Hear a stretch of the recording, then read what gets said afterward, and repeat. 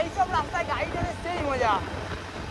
কল্যাণী বাড়ি থেকে চা খেতে বেরিয়েছি, দক্ষিণেশ্বর থেকে চা খেতে বেরিয়েছি, কল্যাণী ঢুকতে আর 30 কিলোমিটার বাকি। আর কি বলবো।